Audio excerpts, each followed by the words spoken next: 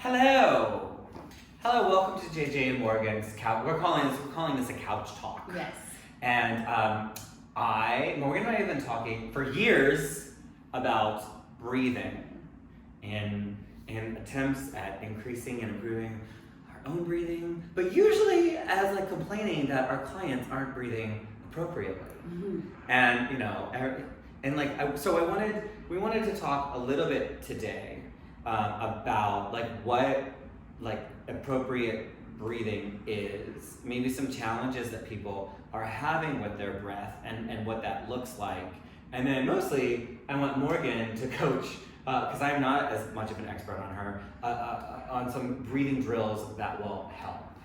All right? Yeah. So we're going to talk a little bit about, we all know, I need to breathe, duh. But talk a little bit about why breath work, particularly in the world that we live in now, very stressful, lots of Zoom world, how breath is being impacted, and we'll go from there. Yeah. So, I could go on, and we will keep this short and sweet, but just know that the depth of your breath is a Pandora's box of goodness that once you open it up, you can explore for the rest of your life. So get excited, you guys.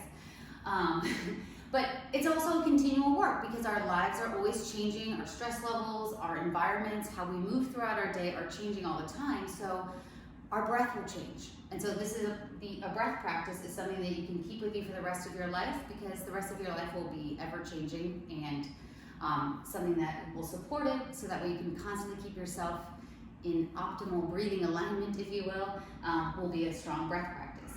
So breath practice, that's going on that tangent. Now, if we talk about some of the benefits. So breath in general starts in through our nose, is optimal.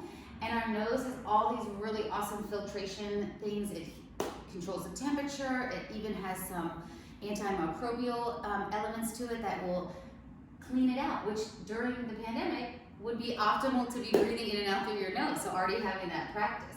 It also has this really awesome nitric oxide that gets released in our sinuses, which is a vasodilator, and that vasodilator helps the oxygen get into our blood. So essentially a lot of really cool stuff happens in through our sinuses when we breathe in through our nose, and then it moves down into the rest of our body, and we also have our diaphragm, which is the main muscle of respiration. That's a three-dimensional dome-shaped muscle that's around our rib cage, so it also interacts with lower back pain. It protects all of our vital organs that are in there, and then we even keep going down lower to the base of our pelvis, and that's where our respiratory diaphragm is, your pelvic diaphragm, your thoracic diaphragm is up here, which is the main respiratory one. You have the bottom base of your pelvis, which is your pelvic diaphragm, which also supports all your organs staying up into you. So then we create this good core strength, which as trainers, we love good core strength, so that way it helps with lower back pain and also just optimal alignment of our spine when we're moving through exercises, which then transfer to moving through life. So breathing can help so many different things in terms of not only digestion and other internal functions, but also stability, control, and pain management.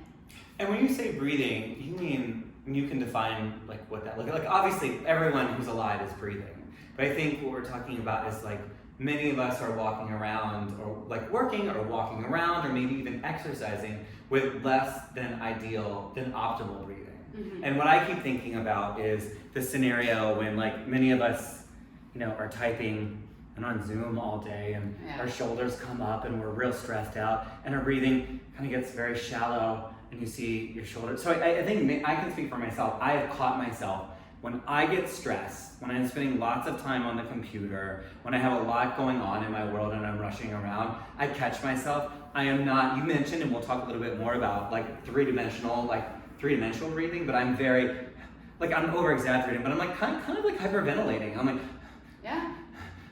And I think what you're talking about so I'm not getting all of those benefits, right? I'm not necessarily breathing in deep through my nose and through my thoracic, my two, I didn't know I had two diaphragms. So then I'm not getting all of those positive benefits that a breath practice will give you.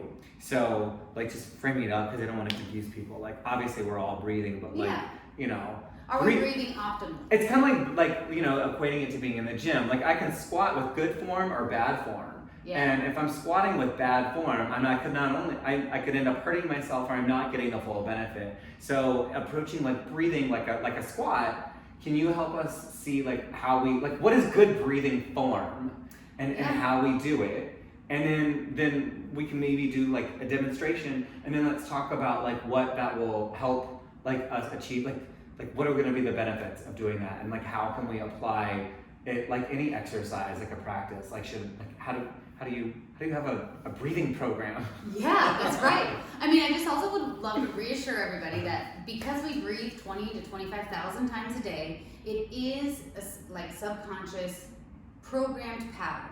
And so you don't have to be thinking about your breath at all times. So don't worry, you don't have to like have conscious breathing at all times, because that also is exhausting. But just taking little pauses either throughout your day, throughout your week, to check in with your breath. I know one of my go-tos is, especially now with the pandemic, I'm working on the computer a lot more. I hold my breath and I'm like, whoa. Yeah, I catch myself. I've been typing for 5 minutes and I took like 2 sips of air.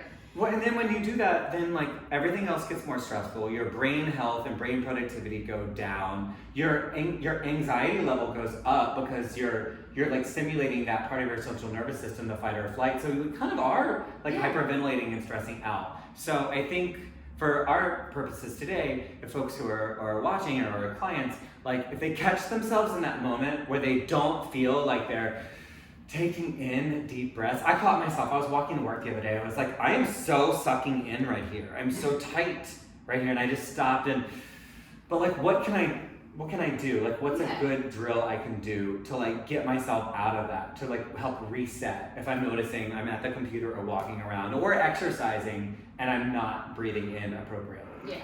Well, one, I would say good job, give yourself a pat on the back that you recognized it. Oftentimes, once again, because it's a subconscious thing, we won't even notice that it's happening. We just start to feel all those symptoms, like I start feeling more anxious, I start feeling more stressed, and I don't even know why. And so that's when like having pauses built into your day, or if you do pause and you're like, oh, I feel like really tense in my neck. Okay, let me just take 5 breaths. So, and then I'll lead that into like one of the go-to ones that I give to, and I also market this with the Navy SEAL stamp of approval that usually gets people's buy-in, but the Navy SEALs do use this technique to not only it's a mindful practice of like being able to connect with my own body, but also the physiological benefits are when our body and our brain are kind of connected, we can make clear decisions, we can make rational decisions, which for a Navy SEAL in a stressful environment is critical importance to be able to come in and make a really clean and focused decision. So that's why they use it, but also I use it for people because it's a great way to start to take different parts of our breath. So box breathing, like we have equal components of a box. You can have equal components of your breath, both inhale, exhale, and holding at the top and bottom. That will also give you more information of like, is there one area that maybe I need to like in my breathing program work on a little bit more than another? I find it really hard to hold my breath, or maybe I find it really hard to take a long exhale. Those can also be indicators, but really it's its own exercise that you can do just a couple rounds anytime you're feeling stressed, and it's its own practice that will help once again reintegrate that subconscious breathing pattern so it can reset and move more efficiently, so once again you don't have to think about it. So it's a good idea. I like what you said about like building in a time when you're going to like be conscious about your breath. And I think a good time could be for some folks, it's like almost like meditation. Meditation is pretty like in the know, now people know. Like not a lot of people do it, but it's like we know, oh, I should meditate first thing in the morning. Or I should meditate in a few minutes before going to bed. Or if I'm really, really stressed out and I'm having a hard day, I should book a couple of minutes in the middle of the day to meditate, to just kind of, and it's the same deal. Like where some people might already know to do a guided meditation, they might not know they could just take like a little breath break. Yeah, 30 seconds, a minute. So I like the idea of like giving folks who are listening a challenge. Like if you are finding at a certain point during your day where you're really, really stressed out, right? Where you're feeling tight, where you're feeling like not super connected to your body, your brain and body aren't connected, to try what Morgan's going to show us now, this box breathing, which I've heard of but I've never actually done. Yeah. Just do it. Yeah. And also I would say too, you can do it when you're feeling great as well. Make hay in the sunshine. I know it's a really corny saying, but it's true. Okay, so box breathing, you can really do any count to this. I tend to start people with 4 count because it's easy to remember 4 corners of a box, 4 counts to the breath. But technically you can do it for any duration of time. So if 4 feels too challenging, take it down to 2. If 4 doesn't feel challenging enough, you can take it up to 6 and have some fun with it. You can even start to, over time, not to confuse it, make different shapes like rectangles or like hexagons or rectangles. So you can even play around with how long the durations of the breath are to even make different shapes. But for today, we're just making the box. Okay. So you're just gonna find a relaxed position, seated, standing, or lying down on your back. And just first bring awareness onto your breath. If it feels too challenging or restrictive to breathe in and out through your nose, just know that you can breathe in and out through your mouth. It's totally fine. And if we think of the crown of our head as north and the bottom of our pelvis as south, we're just thinking gently about breathing south. So down into your belly, into your hips. And then we'll begin. I'll take you through 4 rounds of box breathing. And here we go. So you'll empty everything out on an exhale.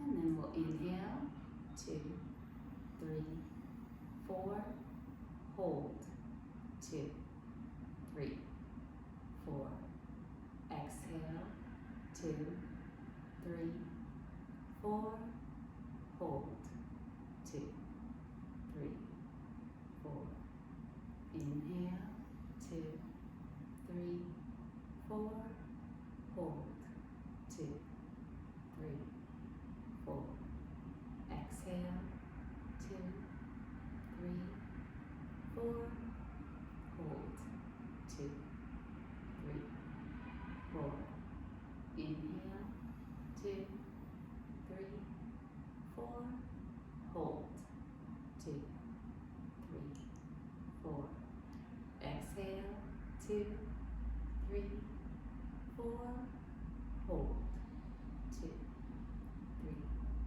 4, inhale, 2, 3, 4, hold, 2, 3, 4, exhale, 2, 3, 4, hold, 2, 3, 4. That is nice. It does like quiet the brain down because you have to give like just enough thought to do it to where like I'll even admit like right before we got here I have a meeting after this, I have an errand I'm trying to work out, I'm like life, the things, and I'm like on camera so little like that's not shocker. It's not my favorite. Pretty. It's not my favorite place to be, and I have to admit it was really really nice. Like, and I could probably do it without you now, but that was really not like I needed. Yeah. I needed the verbal. I I don't meditate well. Just like I like guided meditation, and so I like having you as like there to like have you do it, and like. I'm actually really surprised. Like, it was very like I felt like very relaxed and like okay, like all right, now I can go about my day. And I don't know, that maybe took 2 minutes, but it was like I didn't like not to like I wasn't gonna like tell people this, but like it's been a very stressful day. I'm an extremely stressed person. I have like some scheduling issues today and every day, and it was nice. Like I was actually really surprised like. To have that like quieting of the brain. Yeah, that's why I'm here in JJ's life. No, it's not. I'm here to remind him. Let's take a breath. It's really cool. So I like that idea. So key takeaway for folks watching this video, like if you catch yourself, like some people may or may not have known before watching this that they may or may not be breathing optimally.